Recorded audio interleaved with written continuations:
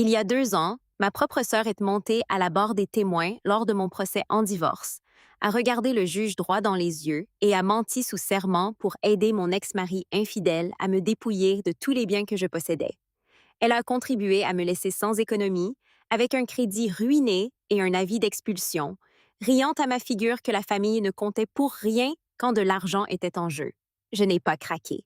J'ai travaillé 70 heures par semaine, j'ai reconstruit ma vie à partir de rien et j'ai finalement conclu l'achat d'une magnifique maison de 4 chambres, payée avec mon propre sang et ma propre sueur. Mais hier matin, un camion de déménagement s'est garé dans mon allée. Ma sœur en est descendue avec ses 3 enfants et des bagages à la main, exigeant que je lui remette les clés de secours parce que la famille doit rester unie. Rester jusqu'à la fin pour voir le moment exact où elle a réalisé à qui appartenait réellement le titre de propriété.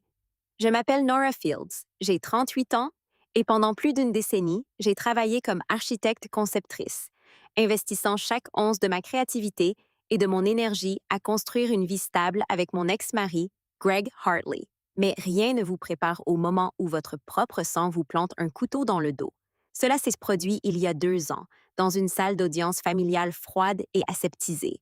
Greg avait été surpris en pleine liaison et pourtant, son équipe d'avocats hors de prix se battait avec acharnement pour me priver de notre maison conjugale et de chaque centime de nos économies communes.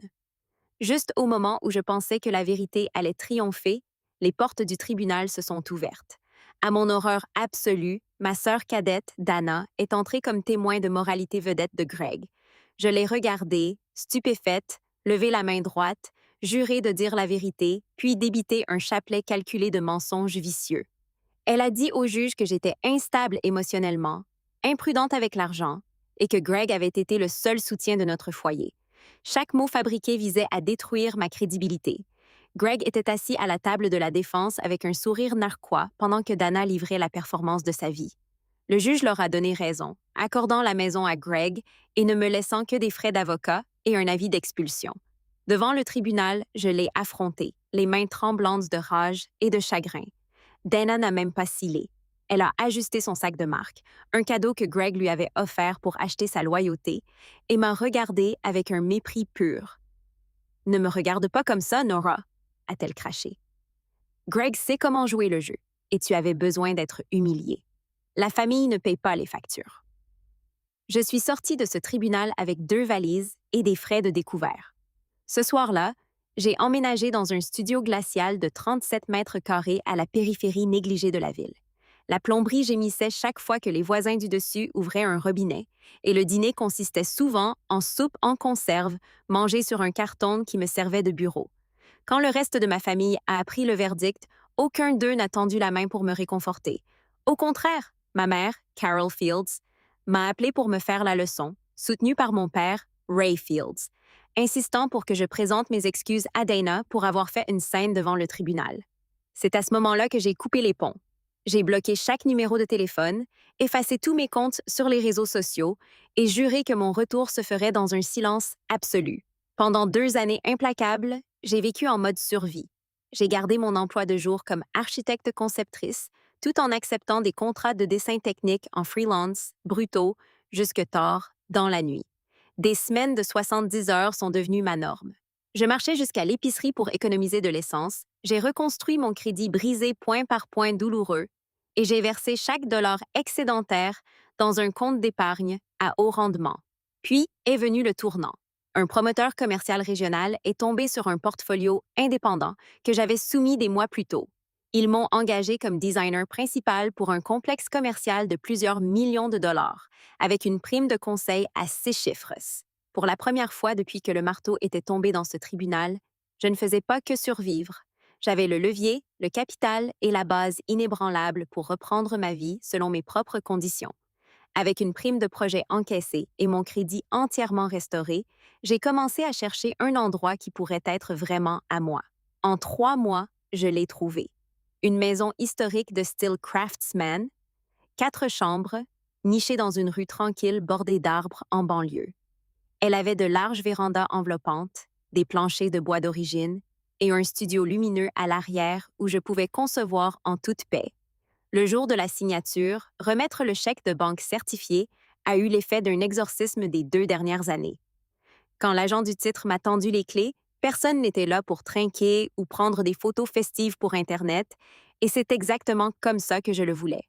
J'ai passé des semaines à peindre les murs intérieurs, à chiner des meubles vintage de seconde main et à planter des hortensias le long de l'allée d'entrée. Pour la première fois en 38 ans, j'avais bâti un sanctuaire entièrement libéré des ficelles toxiques, de la manipulation et de la tromperie. Je n'ai jamais annoncé publiquement l'achat, mais la vie privée dans un réseau familial est fragile.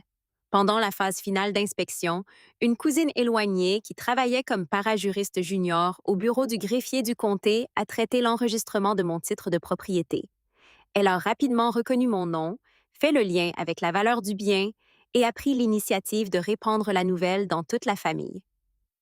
En 48 heures, l'histoire de ma nouvelle maison de 4 chambres avait atteint tous les proches qui m'avaient abandonné 2 ans plus tôt, y compris Dana et son mari, Kyle.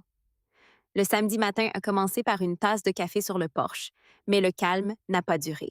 Vers 10 heures, le crissement de freins puissant a brisé la quiétude du quartier. Un grand camion de déménagement jaune s'est garé le long de mon trottoir, suivi immédiatement d'un SUV argenté bondé qui s'est stationné de travers sur le bord de ma pelouse fraîchement tondue. Les portes du SUV se sont ouvertes et 3 jeunes enfants en sont sortis en courant, se poursuivant à travers mes parterres dans de fleurs. Puis, descendant du côté conducteur avec des lunettes de soleil surdimensionnées et un jean de marque, est apparue Dana. 2 ans s'étaient écoulés depuis qu'elle avait juré sous serment et tenté de détruire mon avenir, et pourtant, elle remontait mon allée avec l'assurance décontractée de quelqu'un arrivant pour un week-end de vacances. Elle a monté les marches du perron, retiré ses lunettes de soleil et affiché un immense sourire artificiel en tendant les bras pour m'enlacer sans y être invitée. J'ai fait un pas en arrière, laissant ses bras retomber maladroitement dans le vide entre nous. « Nora, regarde cet endroit, c'est magnifique !» s'est-elle exclamée, élevant la voix pour que les déménageurs près du trottoir puissent l'entendre. Quand la cousine Sarah nous a dit que tu avais acheté une immense maison de 4 chambres, j'ai su que Dieu répondait à nos prières. Le timing ne pouvait pas être meilleur. Et avant même que je puisse parler, elle s'est retournée et a fait signe aux déménageurs, agitant la main vers ma porte d'entrée ouverte. Apportez d'abord l'ensemble de la chambre principale, s'il vous plaît. Les lits jumeaux des enfants peuvent aller dans les 2 chambres d'amis au bout du couloir. Je me suis tenue fermement dans l'embrasure de la porte, un bras appuyé contre le chambranle en bois. Dana a arrêté de parler. « Qu'est-ce que tu crois faire ici? » Son large sourire a vacillé pendant une fraction de seconde, remplacé par ce regard familier d'agacement modéré qu'elle utilisait toujours quand quelqu'un osait remettre en question ses exigences. « Qu'est-ce que tu veux dire, Nora? On emménage, la famille doit rester unie, et tu as largement la place. » J'ai gardé mon bras fermement ancré contre le chambranle, la fixant droit dans les yeux sans ciller. « Tu ne fais passer aucun carton au-delà de ce porche, Dana. Fais faire demi-tour à ce camion tout de suite. » Son expression peinte s'est effondrée instantanément, cédant la place à un regard indigné. « Tu es sérieuse, ne pas excuse, Nora? Regarde mes enfants. Ils ont été en voiture pendant 4 heures. Ne sois pas mesquine pour de la vieille histoire. » De la vieille histoire? Ai-je répondu, ma voix ferme, tranchante et glaciale. Il y a 2 ans, tu es entré dans un tribunal et tu as menti sous serment pour me laisser sans abri et ruiné afin que Greg te récompense avec une part du règlement. Tu m'as traité d'instable et tu m'as dit en face que la famille ne paie pas les factures. La mention du nom de Greg l'a frappé comme un seau d'assaut glacé. Les épaules de Dana se sont affaissées, son arrogance agressive se fissurant enfin pour révéler un désespoir brut. Ses yeux se sont posés nerveusement sur le trottoir, où les déménageurs posaient déjà une lourde commode en attendant des instructions. « Greg s'est servi de moi, d'accord? » a-t-elle lâché, sa voix tombant en un chuchotement précipité et frénétique. Et dès que ton divorce a été finalisé, il a pris la maison, vendu les biens et déménagé en Floride avec cette secrétaire. Il m'a coupé les vivres complètement. Puis Kyle a perdu son emploi. Notre propriétaire nous a mis à la porte la semaine dernière. Mes comptes sont à découvert et je n'ai nulle part où emmener les enfants. Donc ta loyauté n'était bonne que tant que ces chèques étaient encaissés. Ai-je dit, ne sentant absolument aucune sympathie remuer en moi. Tu as juré devant un juge que j'étais imprudente, indigente et incompétente. Maintenant, tu attends de la femme que tu as essayé de détruire qu'elle loge, nourrisse et finance ta famille dans la maison qu'elle a achetée avec son propre argent honnête? La réponse est non. Quand la finalité de mes paroles a fait son chemin, Dana n'a pas battu en retraite. Elle a explosé. Espèce de monstre égoïste et vindicatif, a-t-elle hurlé, sa voix résonnant dans la rue tranquille de la banlieue. Les voisins ont commencé à sortir sur leur pelouse, regardant vers le vacarme. Dana a attrapé son téléphone, mis le haut-parleur et composé frénétiquement le numéro de notre mère, Carol. En quelques secondes, la voix furieuse de Carol a retenti dans l'allée, soutenue par Ray criant en arrière-plan, exigeant que je déverrouille mes portes d'entrée et remplisse mon devoir envers le sang. Je n'ai pas discuté, je n'ai pas élevé la voix. Je suis simplement restée immobile sur mon porche, j'ai sorti mon propre téléphone de ma poche et j'ai composé le numéro non urgent de la police locale. « Bonjour », ai-je déclaré avec une autorité calme, regardant droit dans les yeux paniqués de Dana. Je suis l'unique titulaire du titre de propriété au 414 Elm Crest Drive. J'ai actuellement une personne qui s'introduit sur ma propriété privée, qui refuse de partir, qui crée un trouble dans le quartier et qui tente un emménagement non autorisé. La mâchoire de Dana est tombée. « Tu as perdu la tête? Tu appelles la police sur ta propre sœur? » « Je fais retirer une intruse, » ai-je répondu calmement.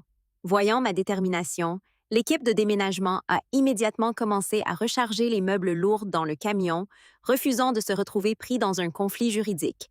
Moins de 10 minutes plus tard, une voiture de patrouille s'est garée le long du trottoir. 2 agents en sont descendus, ont examiné mon titre de propriété électronique sur ma tablette et ont vérifié mon identité. Ils se sont tournés vers Dana et lui ont donné un ultimatum ferme et sans équivoque. Faites monter les enfants dans votre véhicule et quittez les lieux dans les 5 minutes où vous serez arrêtés immédiatement pour intrusion criminelle. Humiliée, jurant entre ses dents et complètement vaincue, Dana a chargé sa voiture et est partie en trombe. Dans les heures qui ont suivi, mon téléphone a explosé de messages textes toxiques et de messages vocaux de Carol, Ray et de proches éloignés me traitant de sans-cœur, de froide et de cruelle. Je n'ai pas perdu une seule seconde à les lire. J'ai systématiquement et définitivement bloqué chaque numéro, fermant la porte à leur drame pour toujours. Au cours des mois suivants, j'ai appris par des connaissances communes que Dana et Kyle avaient dû emménager dans la maison exiguë de 2 chambres de Carol et Ray, affrontant enfin les conséquences de leur imprudence égoïste. Bien que j'ai refusé de laisser Dana m'exploiter, je n'éprouvais aucune animosité envers ces enfants innocents. Travaillant discrètement avec mon avocat, j'ai établi des fonds fiduciaires éducatifs bloqués pour chacune de mes 3 nièces et neveux. Des fonds qui n'arrivent à la maturité que lorsqu'ils atteignent 18 ans, strictement protégés pour que Dana et Kyle ne puissent pas y toucher un seul centime. Aujourd'hui, ma maison est tout ce dont j'ai toujours rêvé. Paisible, magnifique et entièrement à moi. Le studio est rempli de plants, mon jardin s'épanouit et le silence dans ces pièces est un rappel quotidien que le respect de soi vaut plus que la fausse loyauté. J'ai reconstruit ma vie à partir des cendres de la trahison, non pas en cherchant la vengeance, mais en refusant de laisser à nouveau des personnes toxiques me tirer vers le bas. Maintenant, je veux vous entendre, vous tous qui regardez.